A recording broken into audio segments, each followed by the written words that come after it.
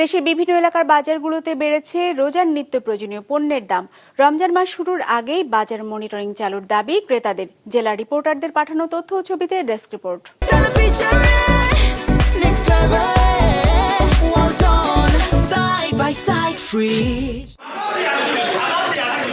রমজান শুরুর আগেই পটুয়াখালীতে দাম বেড়েছে সব ধরনের খাদ্যপণ্যের। গেল এক সপ্তাহের তুলনায় চাল, ডাল, তেল, আটা, পেঁয়াজ, রসুন ও ছোলার দাম কেজি প্রতি বেড়েছে ৫ থেকে ১০ টাকা।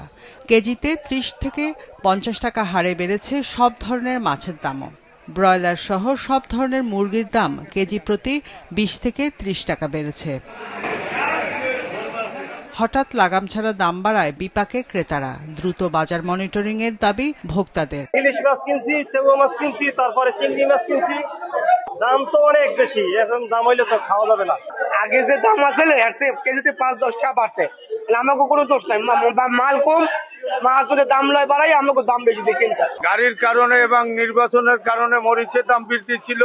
সপ্তাহের ব্যবধানে দিনাজপুরের বাজারগুলোতে বেড়েছে ছোলা, সয়াবিন তেল ও চিনির দাম। প্রতিটি পণ্যে কেজি প্রতি ১০ থেকে ১৫ টাকা হারে এবং খেজুর প্রকারভেদে দাম বেড়েছে ২০ থেকে ৫০ টাকা। যশোরে বাড়তে শুরু করেছে পেঁয়াজের দাম। ৩ দিনের ব্যবধানে কেজি প্রতি পেঁয়াজের দাম বেড়েছে ১০ টাকা। আলু, টমেটো সহ অন্যান্য সবজির দরও ঊর্ধ্বমুখী। বেড়েছে সব ধরনের মাংসের দাম। প্রতি কেজি গরুর মাংস বিক্রি হচ্ছে ৮০০ টাকায়। একই চিত্র গাইবান্ধা ও সিরাজগঞ্জের কাঁচা বাজারেও। ৩ দিনের ব্যবধানে প্রতি কেজি কাঁচামরিচের দাম ৬০ টাকা থেকে বেড়ে বিক্রি হচ্ছে ১৪০ থেকে ১৬০ টাকায়। বেগুন বিক্রি হচ্ছে ৯০ টাকা কেজি দরে। সরবরাহ কমের অজুহাতে হিলির বাজারগুলোতে বেড়েছে লেবু ও ক্ষীরার দাম।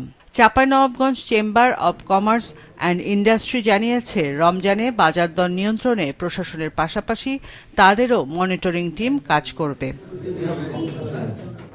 বিজনেস রিপোর্ট, মাছরাঙা টেলিভিশন।